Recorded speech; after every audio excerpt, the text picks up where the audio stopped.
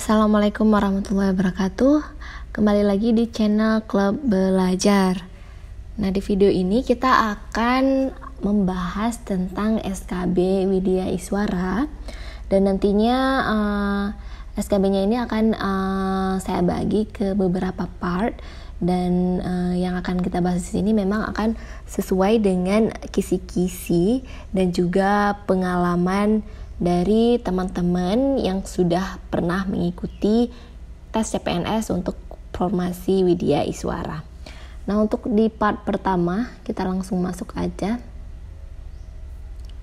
Baik, sebelum kita masuk ke partnya, kita bahas dulu nih rangkuman kisi-kisi dari SKB untuk formasi Widya Iswara. Pertama-tama, teman-teman harus pahami tentang kebijakan pelatihan aparatur sipil negara dan Widya Iswara.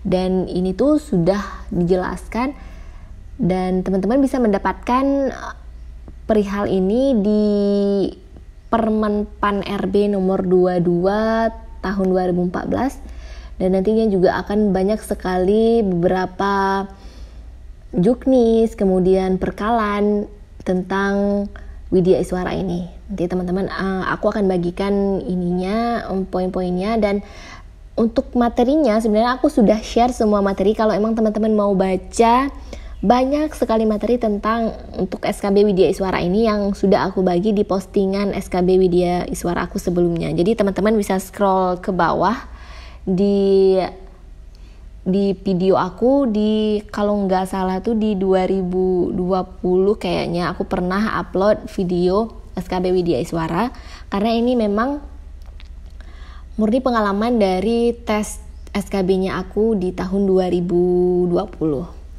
Oke, selain dari Permen Pan RB nomor 22 tahun 2014, teman-teman juga harus mempelajari tentang pengelolaan pembelajaran. Jadi di sini akan dibahas tentang pedagogi, andragogi, dan hetagogi. Jadi sebenarnya kalau untuk yang basicnya pendidikan, mungkin ini akan sedikit membantu dengan kemampuan basicnya ataupun prior knowledge-nya.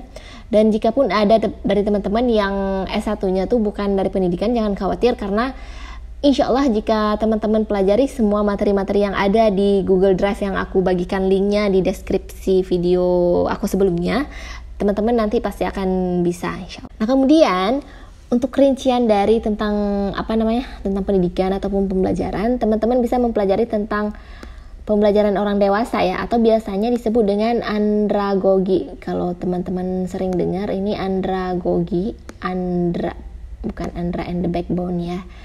Andragogi ini memang pembelajaran untuk orang dewasa. Dan nanti biasanya tuh sering dibandingkan antara pedagogi dan andragogi. Dan nanti kita akan bahas ini juga di video khusus nanti di part selanjutnya. Kemudian di SKB Widya Iswara ini juga akan ditanya tentang rancang bangun rencana pembelajaran mata pelatihan. Kenapa pelatihan atau RBRPMP. Kalau sekarang namanya tuh udah RBPMD udah diganti ya, rancang bangun pembelajaran mata diklat ya. Sebenarnya sama aja. Kalau teman-teman sering pernah juga ngedapatin istilah GBPMD, itu garis besar pembelajaran mata diklat kalau nggak salah saya. Itu sebenarnya sama saja, cuman beda ininya saja. Dan setelah itu juga nanti teman-teman juga akan pernah ataupun juga ada mendapatkan kata RP ataupun rencana pembelajaran. Sebenarnya kalau kita samakan dengan misalnya nih, kalau untuk anak pendidikan atau anak FKIP pendidikan, ini tuh sama aja dengan silabus dan RPP, teman-teman. Jadi beda istilahnya saja, tapi maksudnya sama, yaitu silabus dan RPP. Kemudian setelah adanya RBPMD, Di sini juga ada media pembelajaran. Nanti juga kita akan bahas media pembelajaran itu apa-apa saja. Kemudian juga ada metode pembelajaran. Metode pembelajaran pasti teman-teman sudah nggak asing. Misal kayak metode ceramah, metode kolaboratif, kooperatif, teman-teman pasti sudah sering mendengar. Kemudian juga ada teknik komunikasi yang efektif dalam pembelajaran. Kita juga nanti akan sedikit membahas tentang ini di part selanjutnya. Jadi tetap stay tune dan jangan lupa subscribe biar nanti teman-teman akan mendapatkan notifikasi ketika aku mengupload video SKB Widya Iswara terbaru. Kemudian juga ada manajemen kelas. Ini juga nanti akan kita bahas teman-teman. Jadi aku akan bikin video SKB-nya step by step. Dan kita juga akan bahas soal sesuai dengan soal yang pernah aku dan teman-temanku dapatkan ketika tes SKB kemarin. Kemudian untuk substantif juga ada penyusunan kurikulum dan penyusunan modul. Itu juga nanti akan kita bahas secara lebih rinci di video selanjutnya. Dan juga nanti ada kisi-kisinya tuh tentang dasar-dasar KTI. Ini juga nanti akan kita bahas teman-teman. Jadi tetap bersabar, jangan lupa juga teman-teman langsung pelajari ya. Teman-teman bisa langsung baca semua materi yang sudah aku bagikan di Google Drive. Sebenarnya ini juga rangkuman dari materi-materi itu, dimana di video-video yang aku buat ini adalah untuk membantu teman-teman untuk mengulang materi yang sudah teman-teman pelajari. Jadi istilahnya ini akan seperti bahas soal berdasarkan dengan materi yang sudah teman-teman baca. Oke, next. Di sini tuh tadi kita udah ngebahas tentang Permenpan RB nomor 22 tentang tahun 2014 tentang Widya Iswara itu sendiri. Dan sebenarnya banyak sekali. Ini ada di sini ada 5 perkalan yang sudah aku tuliskan di sini. Teman-teman bisa cari sendiri format PDF-nya dengan mengklik kata kunci ini, atau teman-teman nanti juga bisa lihat di postingan Google Drive aku tentang perkalan ini. Jadi di sini emang di perkalan 26 2015 ini emang tentang penilaian angka kredit jabatan fungsional Widya Iswara. Kemudian yang di sini tentang standar kompetensi yang harus dimiliki oleh seorang Widya Iswara. Itu apa-apa saja sih ada dibahas di sini di perkalan ini. Kemudian di perkalan nomor 3 tahun 2010 juga ada jabatan fungsional Widya Iswara dan angka kredit. Kemudian di perkalan 8 2008 ada pedoman penyusunan formasi jabatan, juga teman-teman bisa baca. Dan terakhir ada perkalan nomor 9 tahun 2008 tentang penyusunan KTI bagi Widya Iswara. Sebenarnya di sini sudah dijelaskan semua ya teman-teman. Cuman mungkin pengalaman dari aku pribadi ketika aku membaca semua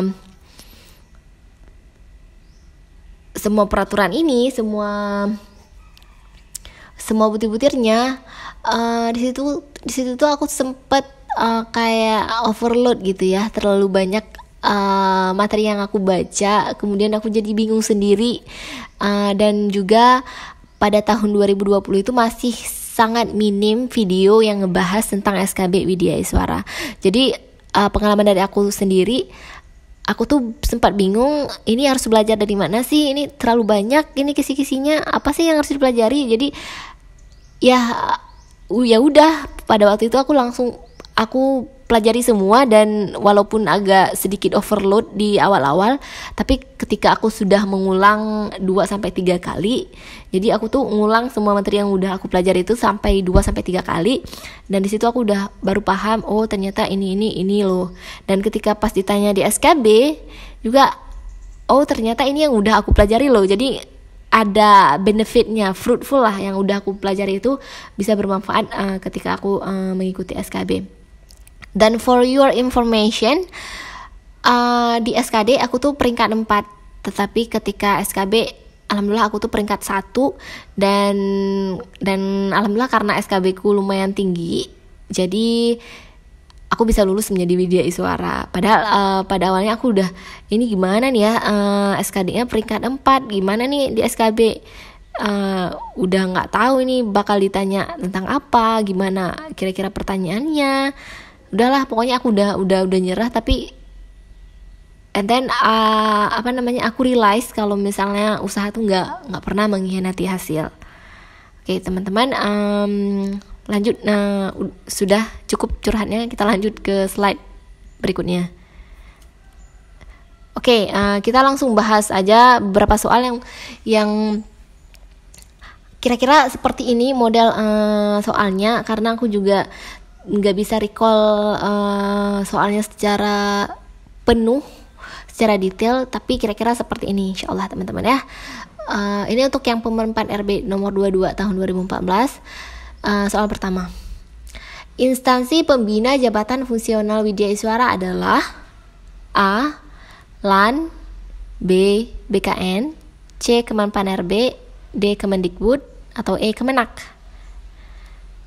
Kira-kira kemana nih instansi pembina Widya Iswara nih teman-teman?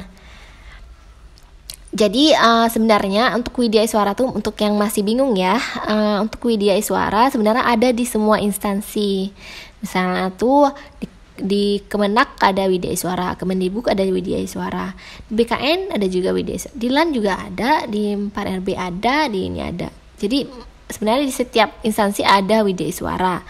Jadi kita tuh kayak Widya Iswara tuh kayak ada satu induknya, di mana Widya Iswara tuh berada di bawah instansi yang induknya, katakanlah mama kandungnya, ibu kandungnya, dan nanti dia tuh diangkat sama instansi lain. Jadi istilahnya Widya Iswara tuh berada di keluarga angkatnya. Jadi ada beberapa Widya Iswara yang berada di ibu kandungnya gitu ya, kalau analoginya nih ya teman-teman ya, menurut aku.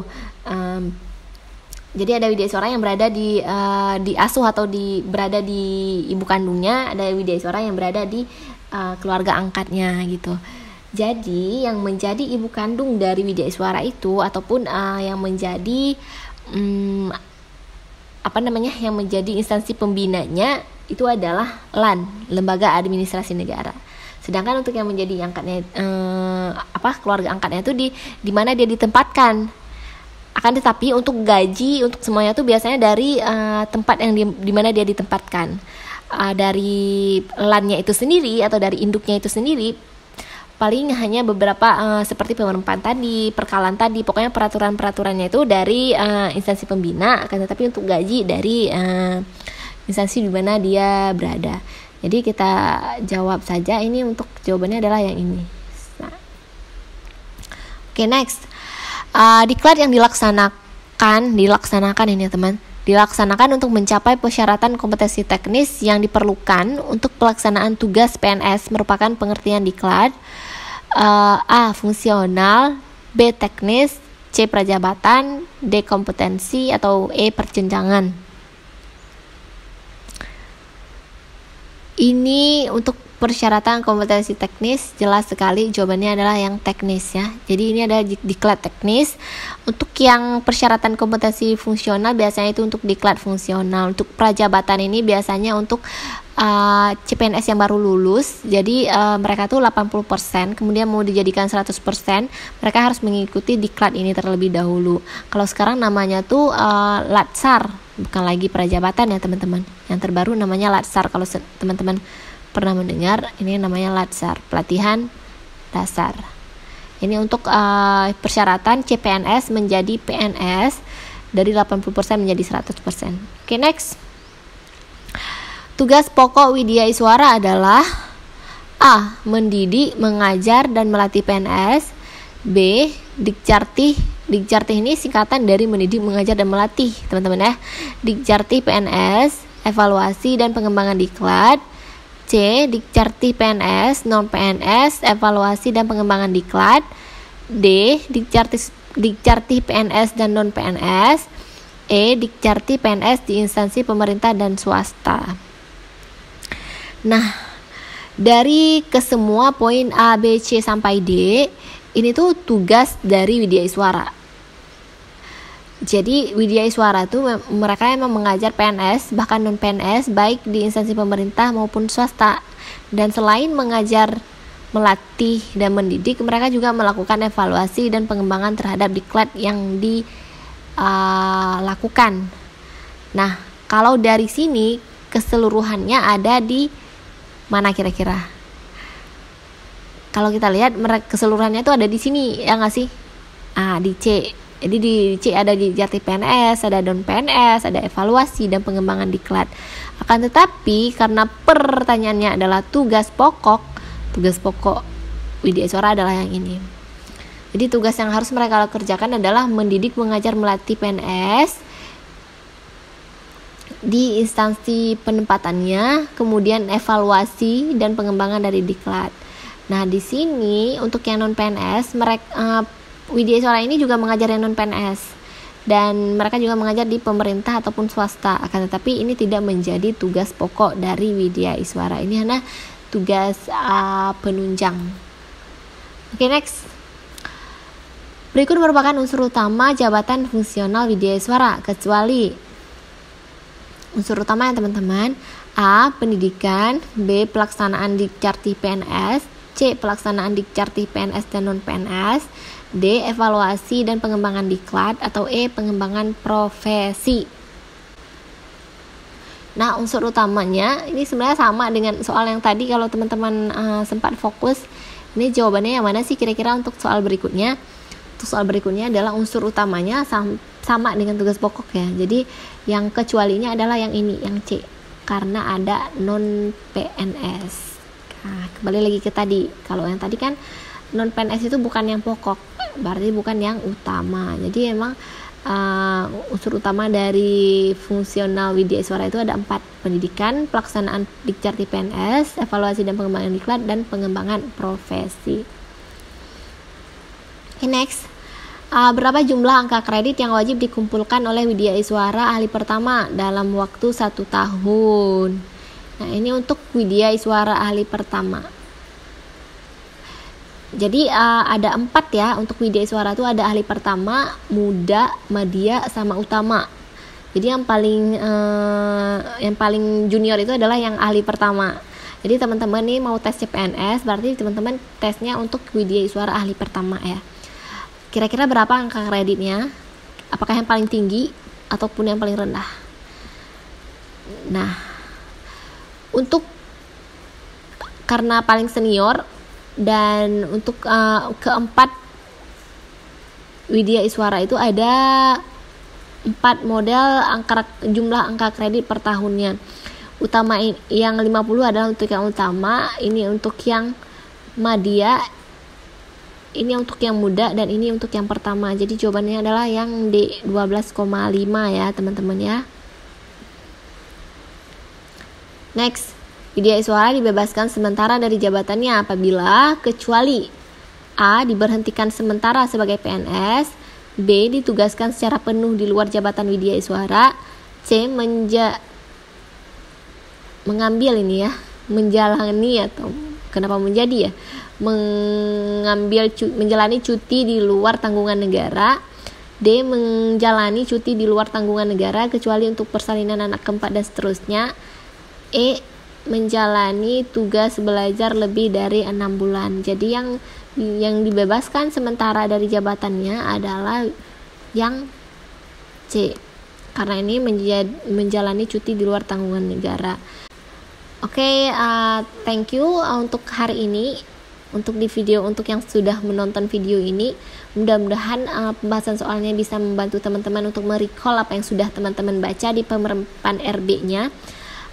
Dan aku selalu berharap dan pastinya selalu mengingatkan ataupun mengajak teman-teman untuk banyak-banyak membaca gitu. Karena walaupun ketika kita baca itu otak kita agak kerasa overload, tapi itu insya Allah nanti akan membantu kita menggapai apa yang kita mau.